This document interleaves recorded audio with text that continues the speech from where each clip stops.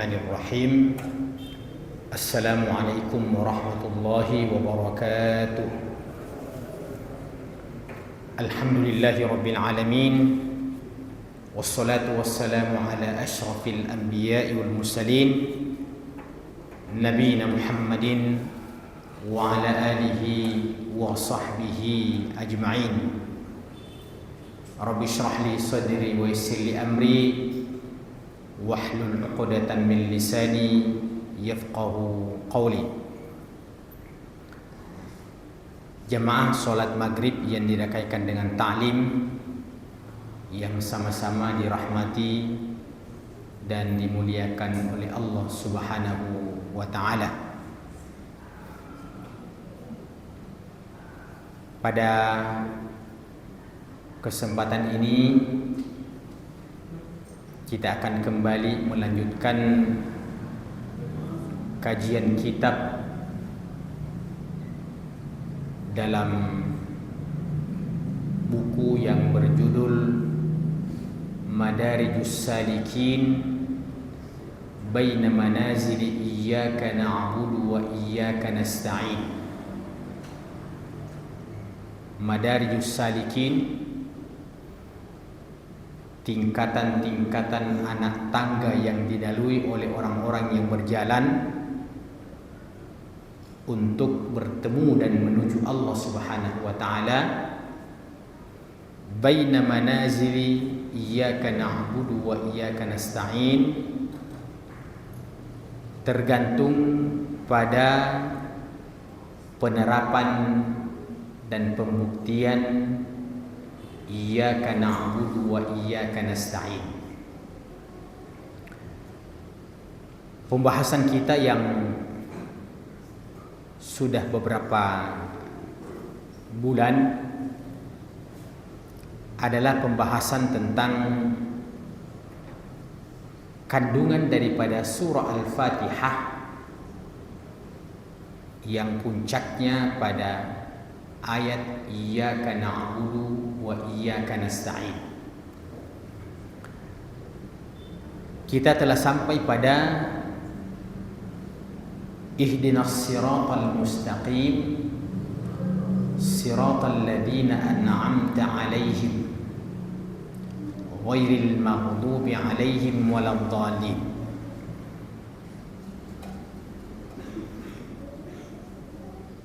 Siratal mustaqim adalah sebuah harapan dan permintaan doa kepada Allah Subhanahu wa ta'ala. Aktsarun nasi nakibuna anhu. Ini adalah suatu kebutuhan yang mendesak,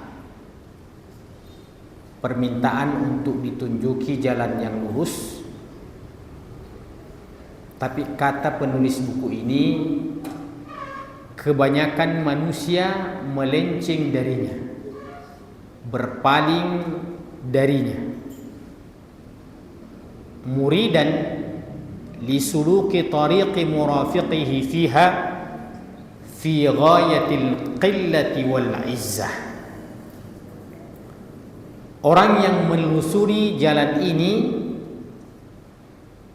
sangatlah sedikit jumlahnya dibandingkan dengan orang yang memilih jalan-jalan yang lain.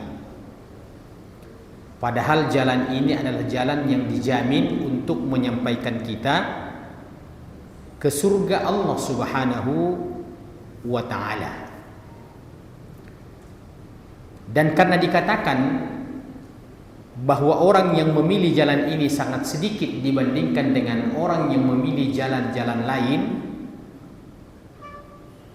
maka tentu saja sangat wajar ketika seseorang melewati jalan tersebut dan dia merasa bersendirian.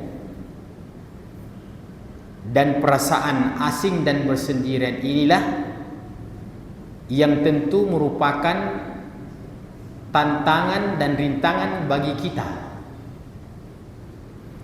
Sebab kita adalah makhluk sosial, lebih senang kalau kita lebih banyak pada satu komunitas, terlepas komunitas itu apakah kebaikan atau kebatilan. Yang jelas kita berkumpul-kumpul dan bersama dalam jumlah yang lebih banyak, itu lebih menyenangkan kita dibandingkan dengan kita sedikit, apalagi bersendirian. Maka dikatakan di sini, inilah tantangan bagi orang yang memilih jalan yang ditunjukkan oleh Allah Subhanahu wa taala, senantiasa memiliki rasa bersendirian dan rasa asing,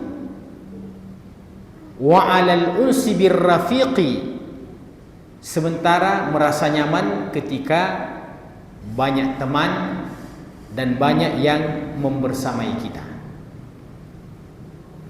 Nabbahallahu subhanahu wa ta'ala 'ala rafiqi fi hadha tariq. Itulah sebabnya sehingga Allah Subhanahu wa ta'ala mengingatkan kita bahwa walaupun yang Anda temani ini adalah memang orang-orang yang sedikit, akan tetapi orang-orang yang sedikit itu adalah orang-orang pilihan.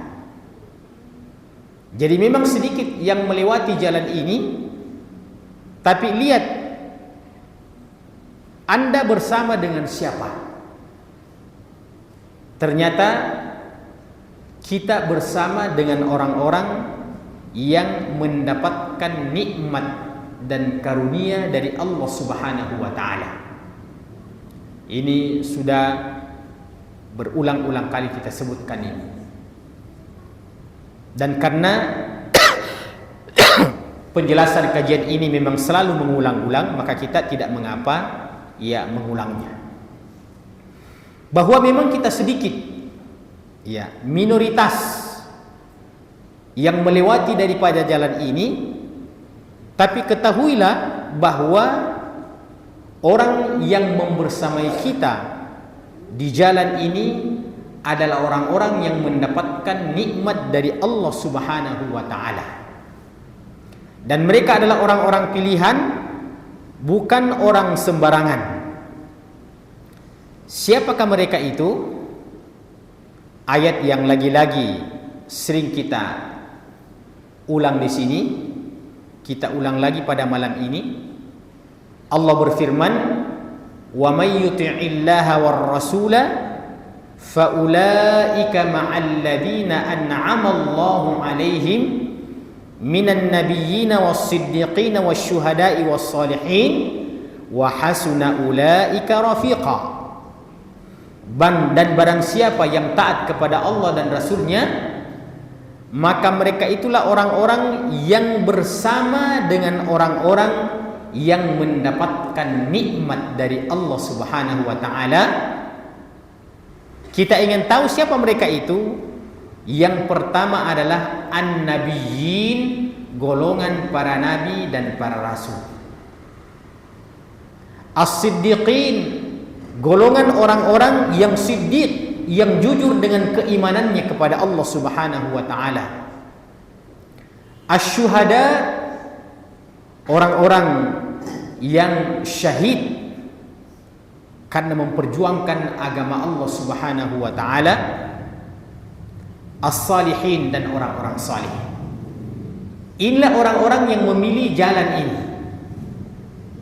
Sebanyak-banyaknya mereka, masih lebih banyak orang-orang yang memilih jalan lain. Saya katakan bahwa sebanyak-banyaknya mereka, tapi tidak bisa mengalahkan banyaknya orang-orang yang memilih jalan yang salah. Atau sementara kita katakan memilih jalan kesolehan lebih sedikit daripada memilih jalan kesalahan, yaitu an-nabiyyin, as-siddiqin, asy-syuhada, as-salihin.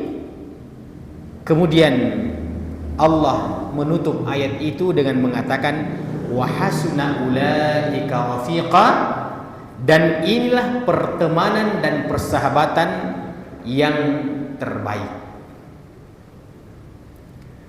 Fa'adhafa as-sirata ila ar-rafiqis salikina lahu.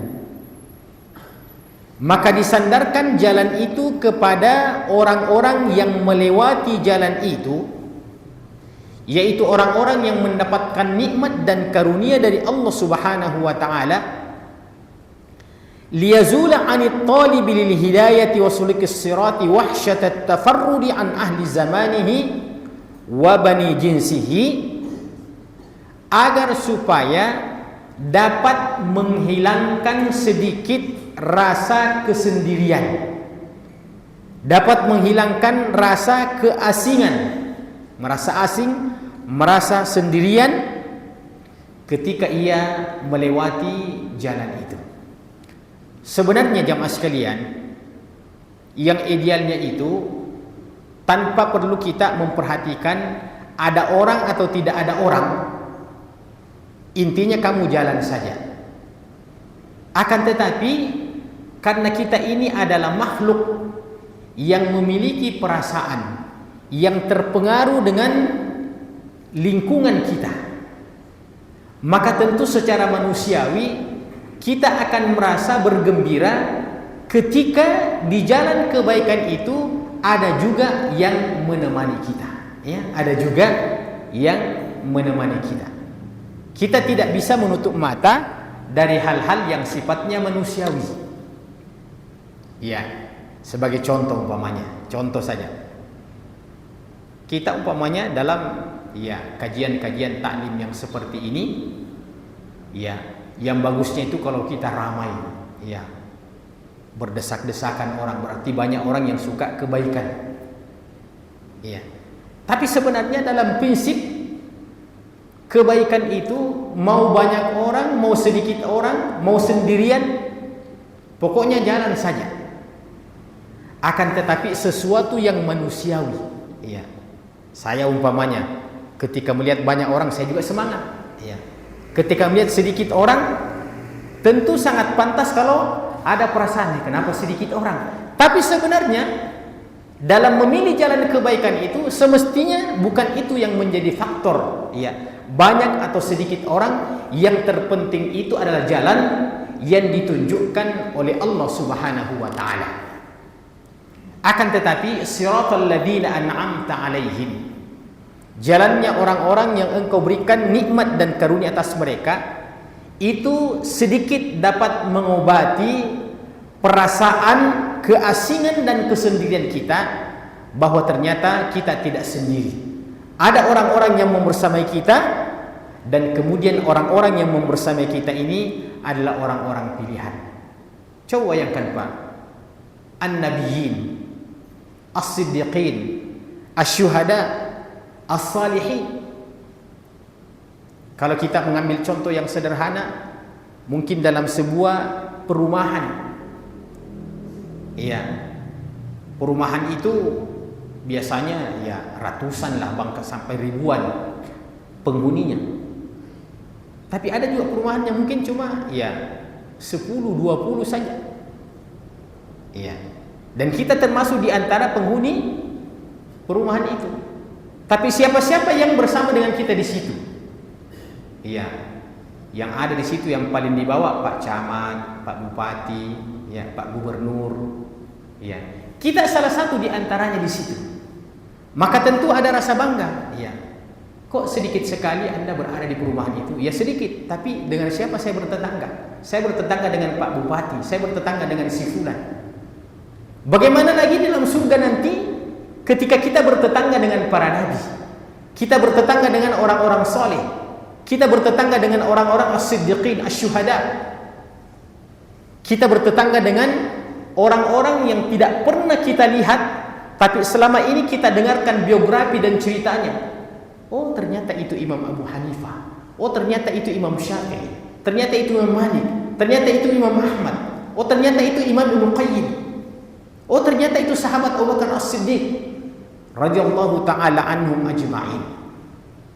Jadi maksud daripada penjelasan ini, teruslah kita beristiqamah di atas jalan yang lurus ini, walaupun kita berjumlah sedikit, karena sesungguhnya walaupun kita sedikit, akan tetapi orang-orang yang membersamai kita bukan orang-orang biasa. Fala yaktaifu bi mukhalafatin nakibina anhum fa innahum humul aqalluna qadran wa in kanul aktsarina adadan. Maka pada akhirnya ketika dia mengetahui akan hakikat itu, dia tidak merasa sedih, dia tidak merasa bagaimana-bagaimana dengan banyaknya orang-orang yang menyelisihi. Fa innahum aqalluna qadran, karena orang-orang yang memilih jalan yang melenceng itu, itulah yang terbanyak. Itulah yang terbanyak, dan orang-orang yang berkualitas itulah yang sedikit. Kemudian di sini ada dikutip perkataan orang-orang soleh dahulu. Alaika bi tariqil haqqi wa la tastawhish li qillatis salikin. Hendaklah engkau berusaha untuk konsisten berada di jalan kebenaran, dan jangan merasa bersendirian atau jangan merasa asing dengan sedikitnya orang yang menemani. Jangan merasa tidak nyaman dengan sedikitnya orang-orang yang menemani, orang-orang yang berjalan di atas jalan itu. Wa iyyaka wa tariqal batil, dan berhati-hatilah di jalan kebatilan itu. Wala taqtar bi kathratil halikin, dan jangan tertipu dengan banyaknya orang-orang yang berjalan di situ, akan tetapi mereka adalah orang-orang yang binasa. Wa kullama istawhashta fi tafarrudika fanzur ila ar-rafiqis sabiq. Ini jamaah sekalian, terutama ketika di zaman fitnah, terutama di zaman fitnah, di mana di zaman fitnah itu salah satu di antara indikasinya kita akan ditinggal ya banyak orang pada ramai-ramai pada sebuah tujuan, dan kita bersendirian pada satu komunitas. Disinilah ujiannya. Orang pada ramai-ramai memilih jalan yang sesungguhnya itu adalah jalan yang menyelisihi sunnah, sehingga mungkin paling minimal bentuk fitnah dan ujian itu jamaah sekalian, orang akan mengatakan kepada kita, kenapa itu si fulan itu semua orang begitu tapi kok dia tidak begitu, dia tidak begitu. Contohnya Pak, ini contoh saja, kalau kita pergi ke pesta pernikahan, apalagi pesta pernikahan itu ya yang pelaminannya memang didesain ya laki-laki perempuan yang bercampur di situ. Semua kita tentu akan melewati itu Pak, akan melewati mempelai laki-laki dan mempelai perempuan. Iya. Dan memang itulah sengaja didesain seperti itu supaya ya kita jabat tangan semua. Iya. Kita lewat itu jabat tangan laki-laki perempuan. Iya. Semua orang begitu Pak, semua orang begitu. Iya. Tapi ada satu orang ketika kebetulan mungkin dia laki-laki, ya, dan dia tidak mau memutuskan silaturahim, dia tetap datang Pak, dia tetap datang memenuhi undangan itu, walaupun dalam undangan itu mungkin ada hal-hal yang kurang ideal, tapi dia datang. Tapi dia beristiqamah. Dia cuma bertangan dengan suaminya, tapi ketika dengan istrinya dia cuma begini. Ya. Orang mengatakan, kenapa ada orang itu sendiri tidak mau jabat tangan? Ya. Ini adalah zaman fitnah. Ini adalah zaman fitnah. Ketika orang berusaha untuk melaksanakan sunnah, dia dipandang asing. Ketika orang ramai-ramai pada sebuah kesalahan, justru itu yang dianggap sesuatu yang biasa. Oleh karena itu, dalam hadis Nabi, beliau bersabda, "Ja'al Islamu ghariban wa sayaudu ghariban fatuba lil ghuraba." Islam itu datang dalam keadaan asing dan akan kembali dalam keadaan asing, maka beruntunglah orang-orang yang asing itu. Yang terpenting jamaah sekalian, bahwa kita ini asal jangan sekedar mau berbeda dengan orang. Nah, itu juga salah. Ya, kadang-kadang ada orang, biar saya berbeda dengan orang. Nah, itu perlu lagi kita mengoreksi niat kita. Kadang-kadang ada orang yang berani berbeda justru karena dia ingin populer. Ungkapan orang Arab mengatakan, khalif tu'rab, berbedalah dengan orang supaya kamu dikenal. Nah, itu bukan itu yang kita maksudkan. Tapi kalau terpaksa, ya, orang memandang kita asing karena melaksanakan sunnah itu, maka biarlah kita menjadi orang-orang yang bersendirian. Yang penting itu kita berada di atas hak dan kebenaran.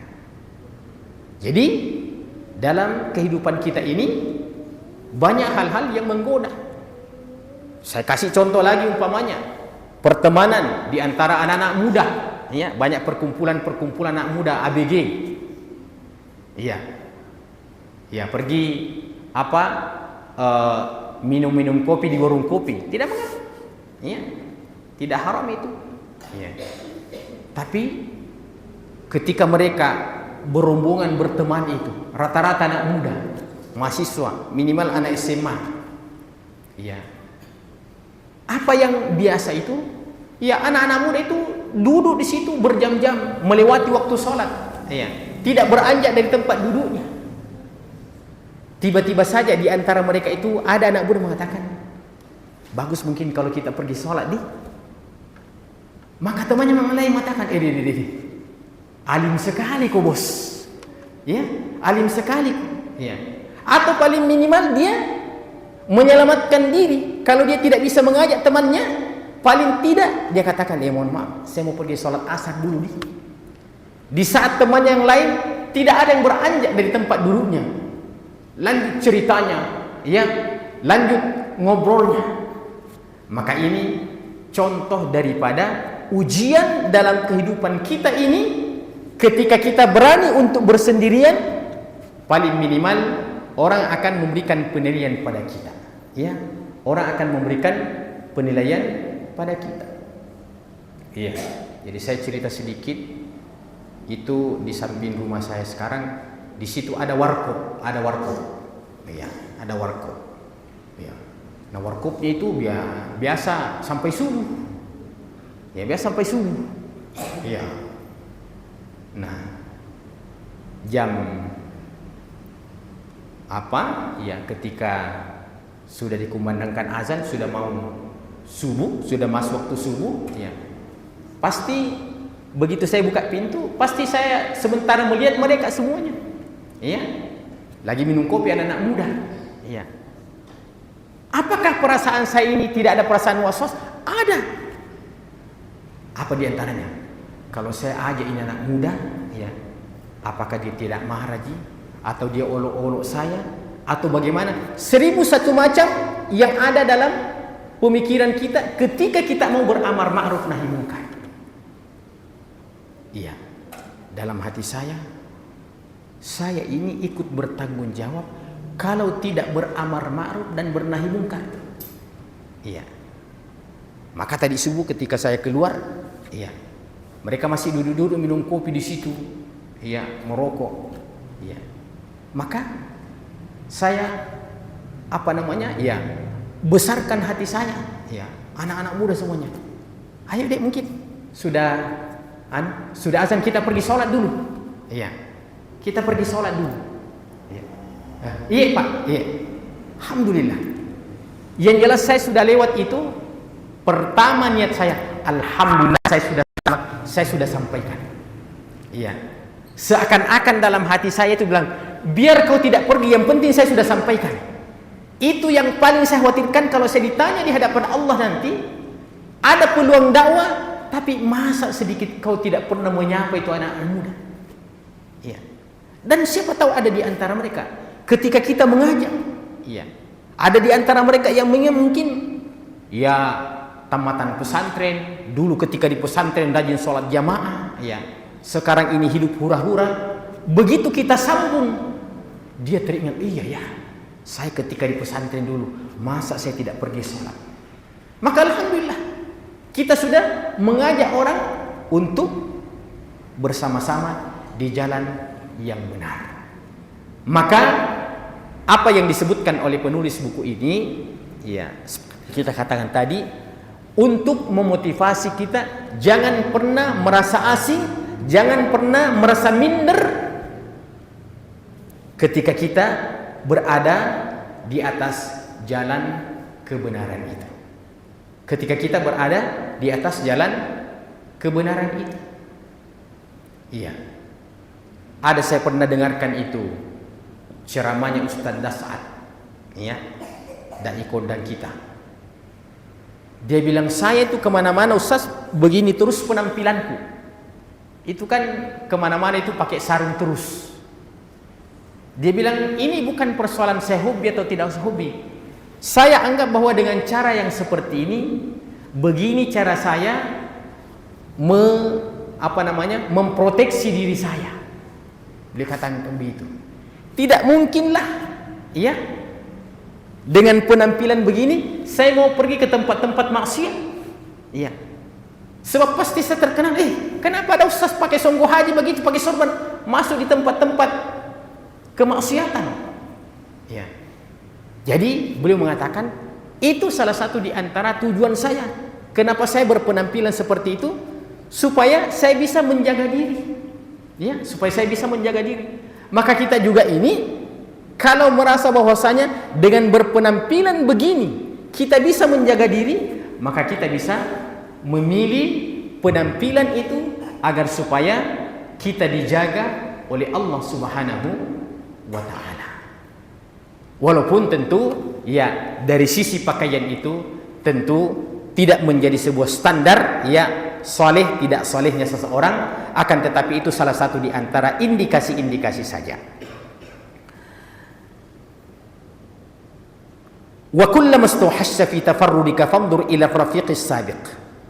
Kata penulis buku ini, setiap engkau merasakan kesendirian, keasingan, dan betul-betul pada saat itu tidak ada yang menemanimu, maka paling tidak coba engkau kembali mengingat pada masa lalu. Pada masa lalu, siapa-siapa orang-orang yang telah melewati jalan ini. Siapa-siapa orang-orang yang telah melewati jalan ini. Maka paling tidak kembalilah pada masa lalu. Mungkin orang-orang itu adalah orang yang telah tiada di atas permukaan bumi ini. Ingat zaman sahabat, ingat zaman tabi'in, ingat zaman tabi'in, ingat masa-masa lalu itu, ingat generasi-generasi, ingat umat-umat yang telah berlalu itu. Walaupun pada saat ini mungkin kita sendirian, tapi ada orang-orang yang telah pernah membersamai kita, cuma kita tidak satu zaman, kita tidak satu tempat, kita tidak satu zaman. Wahris 'ala lihaqi bihim wa ghuddat tarafa amman siwahum, dan berambisilah untuk mengikuti mereka dan tutup matamu untuk mengikuti selain daripada mereka. Fa innahum lan yughnu 'anka minallahi syai'a, karena mereka-mereka itu tidak akan dapat memberikan manfaat bagimu dari Allah Subhanahu wa taala sedikit pun. Wa idza sahu bika fi tariqi sayrika fala taltafit ilaihim. Jadi penulis buku ini menggunakan kata-kata dan apabila mereka berteriak. Jadi saha berteriak. Ketika engkau melewati jalan itu, maksudnya mereka menggoda. Ya. Fala taltafit ilaihim, jangan kamu terpengaruh untuk menoleh ya ke mereka itu. pokoknya jalan lurus saja. Iya. Saya ingat betul Pak, saya ingat, ini bernostalgia. Saya ingat, ya, ketika kuliah di Jakarta dulu, ya, sebelum berangkat ke Madinah, ada sekolahnya Saudi di Jakarta, ya. Tapi kan kita tinggal di pemukiman warga, cari rumah, kita kontrak-kontrak rumah. Iya. Subhanallah. Bayangkan itu Pak. Asalnya kita dari pesantren yang sangat, ya, steril sekali. Iya. Tidak pernah ketemu dengan cewek, tidak pernah ketemu dengan siapa, pokoknya kita sangat terpelihara sekali. Tiba-tiba kita meninggalkan tempat kita ke ruang bebas. Iya, seperti ibu kota Jakarta. Tidak ada yang menyuruh, tidak ada yang melarang. Iya. Nah, biasa itu kalau kita jalan di gang-gang, iya. Itu anak-anak itu memang sengaja dia, ya, godain kita dong. Iya. Masya Allah, dari pesantren tiba-tiba dikasih begitu, godain kita dong. Saya bilang, Masya Allah, betul-betul ini anak-anak, ya, luar biasa ini, ya. Mungkin sih dia tidak bermaksud, tapi sekedar untuk iseng, ya, uji keimanan, ya. Dan kalau tidak kuat-kuat, makanya kita itu harus tinggal bersama-sama dengan teman-teman kita yang satu kampus. Jangan ngontrak rumah sendiri, karena itu bahaya. Bisa akan diterkam oleh serigala-serigala di tengah kota ibu kota Jakarta. Maka betul, dengan kebersamaan kita itu, alhamdulillah kita diselamatkan oleh Allah Subhanahu wa taala. Dan apabila katanya mereka berteriak, ya, memanggilmu, janganlah engkau menoleh ke mereka, fa innakal tafatta ilaihim akhaduka wa aqu. Kapan engkau menoleh ke mereka, maka sudah engkau akan larut dan engkau akan diterkam. Iya. Maka kita mungkin ketika berjalan, ya, menuju ke masjid atau kemana, mungkin ada saja sebelum sampai kita ke tempat tujuan, ada saja godaan-godaan. Iya. Saya biasa kalau pulang mengisi kajian dari Takalar Pak, ya, dari Takalar, habis Isya pulang. Biasa di perjalanan itu tiba-tiba macet, ya, menyempit jalanan itu. Oh, tiba-tiba sambil macet mendengarkan bunyi dentuman, ya. Oh, ternyata ada acara-acara di pinggir jalan, acara pernikahan ke acara apakah, ya. Biasanya itu acara dangdut, acara elektron, ya, ya. Semakin mendekat, saya lihat, ternyata perempuan berjoget, ya, yang berpakaian seadanya. Inilah yang dinasihatkan oleh sang penulis, mungkin jangan coba-coba, bilang, tinggal sebentar deh, lihat-lihat dulu 3 menit, ya. Bayangkan kalau pulang pengajian Pak, ya, ustaz pulang pengajian, coba-coba juga singgah di situ, tiba-tiba ada anggota pengajian, ustaz kan tadi baru-baru kasih pengajian, hari di situ, coba, paling tidak sudah rusak nama, ya. Maka saya biasa kalau melewati itu, ya, selama bisa ditangkap, ya, saya bilang sama, tancap, ya, jangan oleh kiri kanan, ya. Biasa juga sedikit-sedikit, ya, baru jalan lagi. Coba bayangkan itu Pak Mas kan. Ya. Dan banyak saya lihat itu, ya, orang yang tidak diundang, ya, cuma karena, ya, pas lewat, ya, singgah semuanya, ya, kayak seperti penjual obat, ya, singgah semuanya orang di situ menonton apa lain sebagainya. Subhanallah. Ini semuanya adalah merupakan ujian. Kalau ada yang seperti itu, jangan pedulikan, jangan menoleh ke kiri dan kanan, karena sesungguhnya ketika engkau tergoda, itu akan menghanyutkan engkau. Mungkin tidak seperti itu persis, dan ada bentuk gantinya pada hari ini, kompensasinya pada hari ini, jemaah sekalian. Sama ketika kita membuka HP Pak, sama ketika kita membuka HP, seperti sekarang ini membuka HP ini, ya, pelajaran yang kita baca ini, tapi tidak menutup kemungkinan tiba-tiba ada iklan. Bayangkan, Ini tentang Quran dan ayat hadis yang kita baca, tiba-tiba lewat gambar porno. Iya. Coba, sesuatu yang kita tidak mau, memang kita disodorkan, Pak. Sedangkan kita tidak mau kita disodorkan. Apalagi kalau memang kita yang mau cari, Pak. Ini ya, semua ada di sini, Pak. Mau apa saja. Mau jalan surga, mau jalan neraka, semua ada di sini, Pak. Tinggal iman kita ini yang menjadi pengontrol. Iya. Mau yang tertutup, iya, tidak ada yang kelihatan, biar matanya tidak kelihatan, biar bulu matanya tidak kelihatan, ada ketika kita membuka ini. Mau juga melihat yang sehelai benang pun tidak ada, yang melengket di badannya, ada juga ketika kita, iya.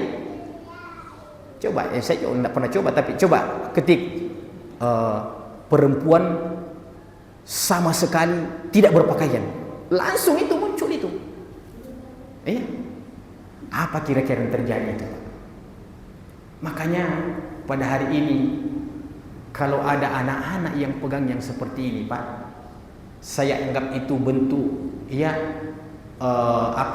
kelalaian orang tua. Ya, yang masih SD, yang masih SMP, ya. Karena kita kembali pada kita saya sebagai orang tua ini. Ya. Kadang-kadang juga ikut terpengaruh pada hal-hal yang seperti itu. Maka jangan pernah membuka celah walaupun selubang jarum, karena kapan kita membuka itu maka kita akan terpengaruh. Kemudian penulis buku ini jamaah sekalian mengambil satu perumpamaan bahwa kalau kita menoleh ke kiri dan ke kanan, kalaupun kita tidak terpengaruh, paling minimal memperlambat kita dalam perjalanan menuju kebaikan itu. Jadi walaupun katanya kita tidak terpengaruh, tapi paling tidak membuat kita lambat dalam perjalanan menuju kebaikan itu. Beliau penulis buku ini Ibnu Qayyim Al-Jauziyah namanya, membuat perumpamaan. Iya. Jadi dia katakan sebenarnya binatang pemburu itu dengan mangsanya, kalau kita mau bandingkan kecepatan antara binatang pemburu seperti anjing dan yang semacamnya dengan hewan yang diburu itu, ya, tidak disebutkan di sini, tapi saya ambil contoh saja. Kira-kira kalau kita seperti rusa, ya, seperti rusa, kijang, ya, kecepatan kijang dan kecepatan anjing itu sebenarnya yang diburu itu jauh lebih cepat dibandingkan dengan hewan pemburu itu. Ya. Nah, beliau memberikan contoh.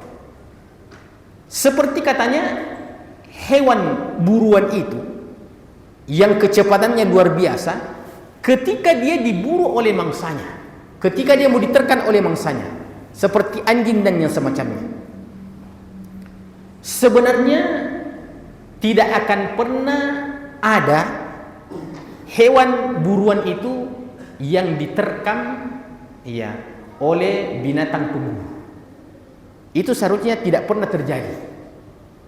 Tapi kenapa katanya sering terjadi hewan yang diburu itu betul-betul diterkam oleh mangsanya? Iya. Atau kita ambil contoh seperti kalau kita nonton film, ya, film. Ada saja hewan yang cepat itu tiba-tiba dimangsa oleh hewan pemburu seperti harimau dan yang semacamnya. Nah, kata beliau, kenapa itu bisa terjadi? Yang seharusnya hewan yang diburu ini itu selamat, tidak akan pernah dia diterkam oleh, ya, mangsanya. Karena, ya, luar biasa pengalaman beliau juga ini. Itu karena hewan yang diburu itu katanya ketika dia berlari kencang, dia juga selalu menoleh ke belakang. Padahal dia selalu lari kencang. Kenapa? Karena dia ingin mengetahui di mana berada ini yang memburu saya. Ya, sama biasanya kalau ada, ya, ada orang lari terus, ya, lari ke belakang. Ini katanya menoleh berkali-kali ke belakang, itu yang mengambil waktu, semakin memperlambat dia, sementara yang memburunya itu tidak pernah menoleh ke belakang, fokus dia. Walaupun agak lebih lambat dibandingkan dengan yang diburu, tapi yang memburu ini fokus, lebih lambat, dan yang diburu itu lebih cepat. Akhirnya hewan yang diburu ini ketangkap juga. Jadi itu permisalan yang diangkat oleh beliau. Sama kita dalam kehidupan ini, ketika berada di atas jalan kebenaran itu, jangan membuka celah selubang jarum untuk memperhatikan hal-hal yang dapat menjerumuskan kita pada perkara-perkara yang membinasakan kita. Dan kita harus mengambil langkah-langkah untuk menyelamatkan diri kita. Seperti dalam kisah seseorang yang telah membunuh 99 orang, Pak. Membunuh 99 jiwa. Yang dia mengambil kebijakan berhijrah, meninggalkan lingkungan itu adalah karena lingkungan yang rusak. Bayangkan di situ, perampok, pencuri, pezina, ada semua di situ. Dia ikut tinggal di situ. Akhirnya orang ini menjadi seorang pembunuh. Bayangkan 99 orang yang dia sudah bunuh. Akhirnya dia berniat untuk berhijrah, meninggalkan tempat tersebut, mencari tempat yang lebih kondusif. Iya. Tapi sebelum dia melanjutkan perjalanannya, dia bertanya kepada seorang ahli ibadah. Dia bilang, "Wahai orang soleh, saya ini telah membunuh 99 orang. Ya, karena saya berada di lingkungan yang rusak. Hal min taubah, kira-kira masih terbuka pintu taubat bagi saya?" Karena yang ditanya ini adalah orang yang ahli ibadah saja, Pak, bukan ahli ilmu. Maka karena dia tidak berhati-hati dalam berfatwa, dia bilang, jangankan 99 orang, satu saja orang kau bunuh, itu kau sudah masuk neraka, apalagi 99. Iya. Karena yang mendapatkan jawaban ini terlanjur putus asa, Pak, yang tadinya sudah berencana mau tobat, tapi ternyata sudah tidak ada jalan neraka. Dia bilang, aku sempurnakan, kau juga aku bunuh. Akhirnya dia bunuh sampai 100 orang, Pak. Itu bahayanya kalau orang berfatwa ya yang salah, padahal masih ada jalan untuk dia memberikan motivasi pada orang itu. Dia bunuh orang itu, dia genapkan, kau tahu, selesai. Ya, singkat cerita jamaah sekalian, akhirnya orang itu melanjutkan perjalanannya lagi. Dia tanya lagi orang yang kedua ini, yang dia dapatkan adalah seorang ahli ilmu. Dia tanya, masih adakah taubat bagi saya? Saya sudah membunuh 100 orang. Maka sang alim ini mengatakan, ya, apa yang menghalangi Allah Subhanahu wa taala untuk menerima taubat seseorang itu ketika dia benar-benar bertobat kepada Allah Subhanahu wa taala? Cuma saya wasiatkan Anda, jangan lagi berada di tempat itu, tapi pergilah engkau menjauh, mencari lingkungan yang lebih kondusif. Di tengah perjalanan itu, Pak, datang malakul maut, mencabut nyawanya dan meninggal dunia sebelum sampai ke tempat tujuannya, mencari lingkungan yang lebih kondusif. Maka dalam kisah itu, karena ini hadis yang panjang, datanglah dua malaikat memperebutkan orang itu, malaikat rahmat dan malaikat adab. Malaikat rahmat akan memasukkan ke dalam surga, malaikat adab akan memasukkan ke dalam neraka. Jadi kira-kira seperti itu andaikan ini muamalah manusia. Maka akhirnya diukurlah, Pak, antara jarak tempuh yang dia sudah tinggalkan dan jarak tempuh yang dia akan sampai, ternyata sudah lebih dekat kepada tempat yang akan dituju dan sudah lebih jauh dari tempat yang ditinggalkan. Maka diputuskan yang memenangkan itu adalah malaikat rahmat. Maka Allah memasukkan ke dalam surga orang ini walaupun dia telah menghilangkan 100 nyawa. Dan itulah bukti bahwa lingkungan itu sangat mempengaruhi dalam kehidupan kita. Nabi mengatakan, alaika bil jamaah fa inna syaitana ma'al wahidi wa ma'al itsnaini ab'ad. Hendaklah kalian menjaga kehidupan berjamaah orang-orang baik, karena syaitan bersama dengan orang yang sendirian, tapi kalau berdua itu semakin jauh. Maka kita juga sebagai anak mahasiswa, sebagai pelajar, sebagai apa ya, di kota-kota besar seperti Makassar ini, ya kita lihat-lihat juga. Ya, oh kira-kira kalau saya di sini mungkin agak susah-susah saya sholat jamaah. Cari tempat-tempat kontrakan dekat-dekat Masjid Ar-Rahman yang ada di sini, ya. Nah, ini sekaligus kita promosikan juga, ya, rumah kontrakannya warga-warga yang ada di sini, ya, supaya lebih dekat. Masya Allah. Ada itu orang Arab yang katanya tinggal di ini yang bertingkat ini. Dia cari itu masjid di mana. Oh, ternyata dia dapat masjid sekitar sini. Ya, akhirnya walaupun dia tinggal di bangunan bertingkat situ, selalu dia dalam sholat jamaah, ya, karena sudah mendapatkan ya komunitasnya, insyaallah. Demikian jemaah sekalian, semoga bermanfaat. Subhanakallahumma wa bihamdika asyhadu an la ilaha illa anta astaghfiruka wa atubu ilaik. Wa akhiru da'wana alhamdulillahirabbil alamin. Wassalamu alaikum warahmatullahi wabarakatuh.